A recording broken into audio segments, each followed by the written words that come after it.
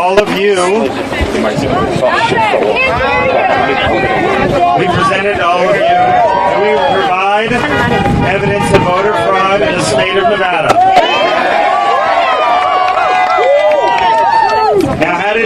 Now, how did we get here?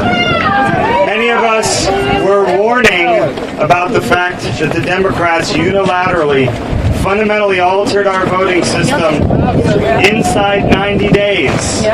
We warned that the state of Nevada was just simply not ready to give us a fully fair and secure election. We pointed out that this system that moved to mail-in balloting simply did not have enough checks in it. We pointed out that the voter rolls in Clark County had a lot of improper voters, and we pointed out that the signature verification process and these things were simply not going to protect the system.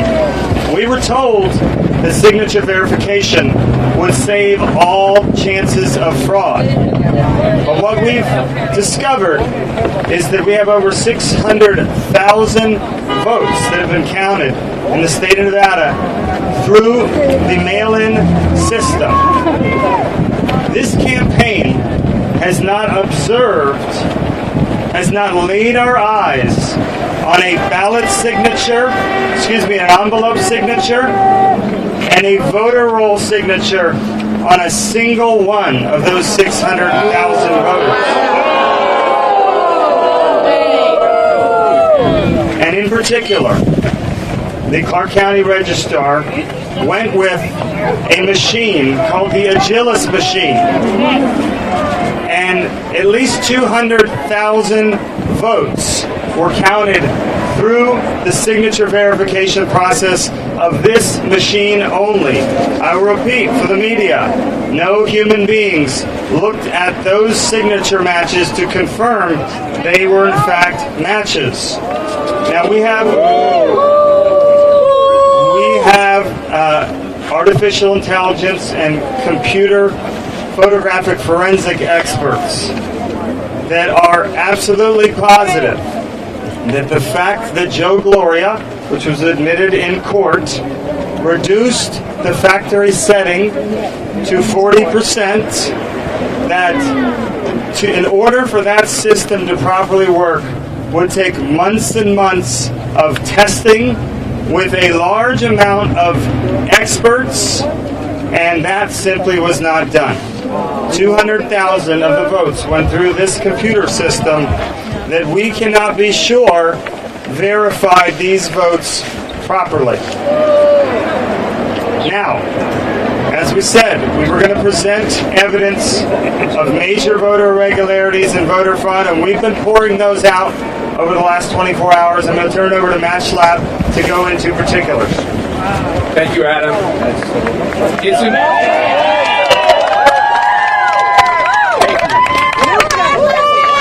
Someone even brought their dog.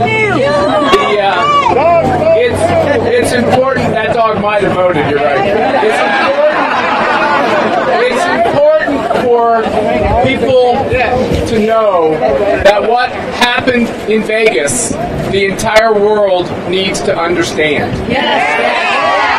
In this point, in this election cycle, it is critical that the vast majority of Americans have confidence in the result of this election. We have seen political division like we haven't seen in a number of years. The way we resolve division, even when you don't get your way in an election, is to count every legal ballot and to make sure that we count every legal ballot and make sure that illegal ballots do not reduce the civil rights and the votes of those who voted legally. Since we've put this group together to scrutinize the information that we've been able to learn while being cut out of the observation process and the tallying that's going on in Clark County, we now have thousands of examples of voter irregularity. That takes several forms. I've been involved in politics a long time. I was shocked to learn from our hotline, from the conversations we've been having, from things sent to the website, that hundreds of Republicans were disenfranchised, were denied the right to vote, both on Election Day and leading up in the early vote. They were put through a process that proved impossible to satisfy in order to cast their legal vote. We will be finding and investigating and going through all of these examples, of which I said there are hundreds. Dead people voted in Clark County. That is a tricky thing because obviously for these families, this is a very tragic reminder of a loss that they have just recently had to go through. We have two examples that we have talked about and want to talk about today. One is the death of Rosemarie Hartle in 2017. The other is the death of Fred Stokes Jr. in 2017. Miraculously, they both voted, which means that the voter file that was used to send out these mail-in ballots was not deduped by death records. We know that underage voters voted in this most recent election. How difficult would it have been to make it clear that nobody would have been mailed a ballot if they had a birth date after a certain year? We know that in this area, which has been gripped with the idea of an economic shutdown, that over 100,000 people left. Yet, through our due diligence, we've been able to find that at least 9,000 of them voted in this election. Non-Nevadans voting in Nevada. How hard would it have been to simply go through the available databases to dedupe all those who had moved away from the voter files before these ballots were mailed? Well, they don't do that. We have, over the last couple days, had many brave people call us who have witnessed tampering, who have witnessed wrongdoing. These are brave whistleblowers. These folks worked in the counting center, were involved in the tallying, and Fox News recently reported that one of these whistleblowers had to quit, and I'm going to just use the male pronoun, had to quit his job after he worked on about 14,000 ballots. When he would raise objections to clearly improper ballots, he was told by his supervisor to put them through the process and count them anyway. This whistleblower believes that there were other such employees who were also uncomfortable with the fact that when they could see clearly objectionable ballots, they were still forced to put them in the tally. These ballots can never be taken back out of that tally. These ballots, there's no way to remedy ballots that were put in an improper way. A second whistleblower we have not talked about before described leaving on, and I'm going to use the male pronoun again, leaving on his lunch hour. And while he was on his lunch hour, he decided to exercise around the counting center. While he was walking, he noticed a van pulled up at the center, marked Biden-Harris. The doors of the van were open, ballots were clearly visible, ballots were opened with letter openers, and ballots were filled in and resealed in envelopes.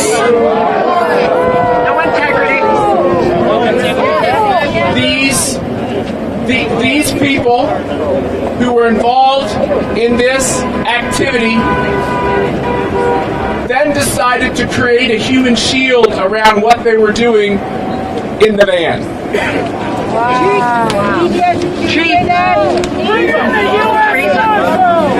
It's important for you to understand that as we are coming and making public, it's important for you to understand that as we are making this information public, we are on the outside looking in. I've never experienced an election where the idea of observing the count was considered out of bounds. But yet I think it is clear that with the evidence we're presenting, that if we had more information and this was a more regularized and legal process, we would be able to tell you even more. As I said, dead people voted in Nevada. One of those people who voted was Rosemary Hartle, God rest her soul. We have a friend of the family, Marianne Rambola, who would like to talk to us now. No integrity. Hi, Kirk Hartle, her husband, could not make it today as he's in transit, though I am here to say that it is heartbreaking what is happening in America, and for this family to be exploited, or anybody who has faced a tragedy in losing somebody and their vote has been counted as a deceased person. This is just not America, and this is not right, and things need to be heard and taken care of, because it's just heartbreaking for my friend Kirk and his family to have received this information that her vote has been counted. Thank you. So sorry. God bless you. Thanks a lot. Thank you. We now want to hear from Chris Prudhomme from the Nevada GOP. Chris, please come forward. All right.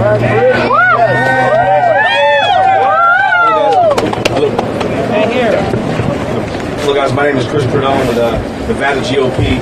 I've been fortunate to spend a lot of time in the office in these obviously recent weeks and experienced a lot of unfortunate things that have obviously transpired, very disturbing things. I've actually talked to a father myself. of a 17-year-old son. He decided to call us at the office and explain to us that his son registered to vote but actually received the ballot at 17 years old. These are things that are unacceptable. The voter rolls need to be clean.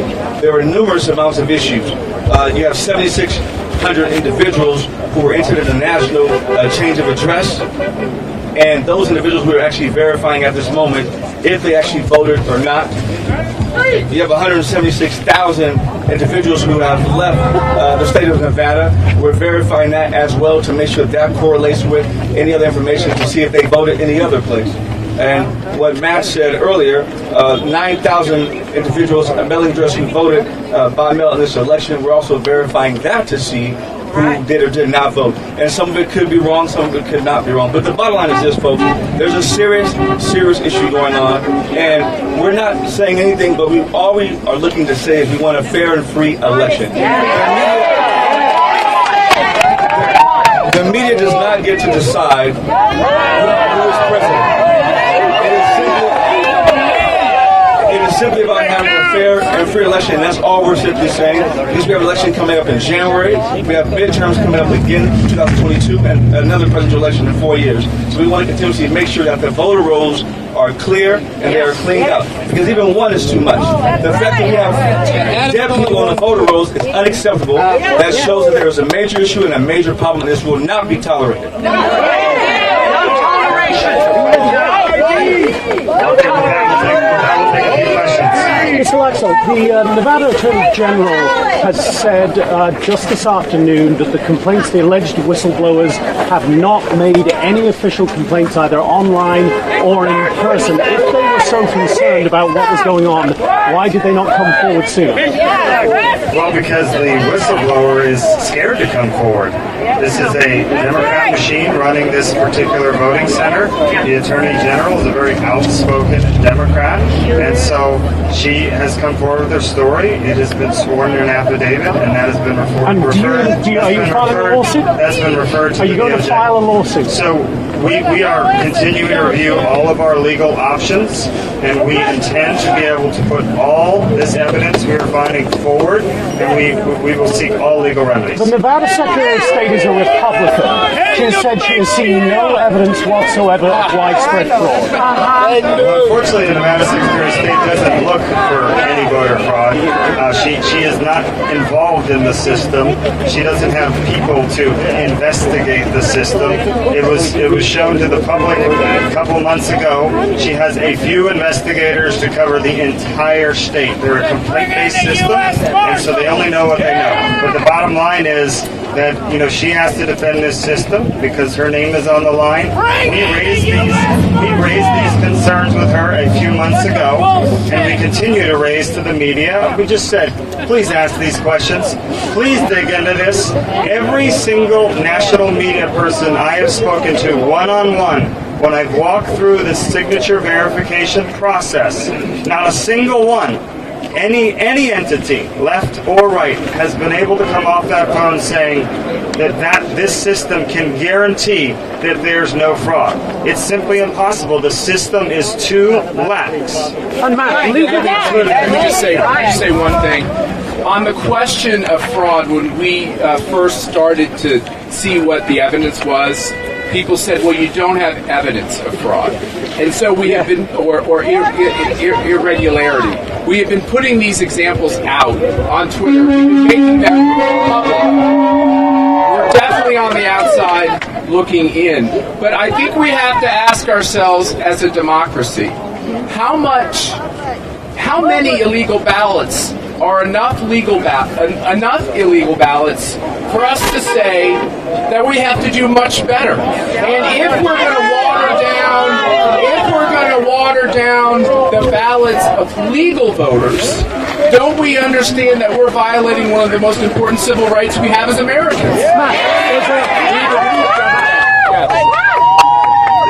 Do you believe if your efforts are successful that President Trump... I'm sorry, start over. Do you believe that if you're a successful President Trump can win Nevada? We are going to continue to pursue all of these irregularities, and we're going to fight if we have any legal avenue to bring these irregularities to the courts. That's absolutely what we're going to do. Now to your specific question, which is what we're seeing out of the media now, which is, have we produced enough illegal voters to overturn the election?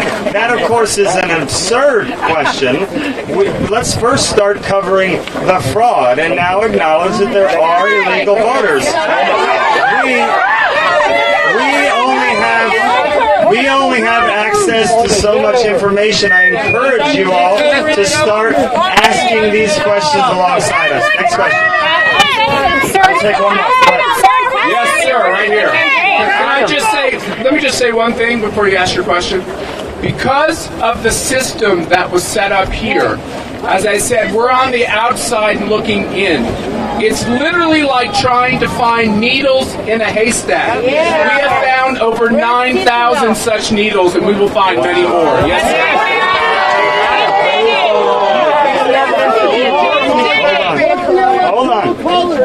Hold on. Do you have any evidence at all that the Agilis machine is not working as it's supposed to? Dominion. As I said, we have spoken with experts in this arena. This is very important because no human beings look at a signature match. Once the machine matches it, no human beings will ever look at that again. And the two problems with the Agilis machine are, one, the setting was reduced, and experts are telling us once you reduce the setting, then the reliability goes out the window. And so we intend to push forward with that, and we intend to press that case. The second important thing, which thank you for prompting me, is this. This also came out in live testimony. The factory setting on the Agilis machine is supposed to be 200 DPI photo quality. Okay? So the machine takes the picture of the written envelope and matches with the computer image. The image that is being used by the Clark County Registrar is below that 200 DPI setting. Not surprisingly, because it's using an antiquated DMV system that doesn't have the highest technology of photo image quality. We are in the process of ascertaining how significant that is, but we believe it casts doubt on a number of those signature matches. I can't tell you whether it's small or large, but here's our main point. We have 200,000 through that machine. We have another 400,000 plus through hand or through eye verification, okay? Human verification. We haven't been able to see those. I am positive if you all got to see those 600,000, you're going to see countless mismatches. And that makes perfect sense. Some of those will be fraud. Some of those will be people signing, attempting to just sign a loose cursive signature on an envelope. All right? Some will be innocent signature. That we all change our signature. The DMV file's 10 years old, and it's not going to look like a match. But please, ask these questions. Ask these questions of the registrar. Mr. Laxalt. What standard do the human verifiers use? How do they determine that these two matches are enough? And they will tell you there is no standard, and I hope you understand that means there is subjectivity in the system. You may look at two signatures and say, that looks like a match. The person sitting next to them may look at those and say, I don't think that's a match. Now, in a system that's open and transparent, we would be there, and we'd be able to say, we don't think that's a match. And there'd be a process to challenge that. But the process that the Democrats created, we have no ability to observe or challenge any mail-in ballot signature verification. We'll take one more question. You mentioned Hold on, let me say one thing. We are here because we want to, in a transparent fashion, share the information we're learning.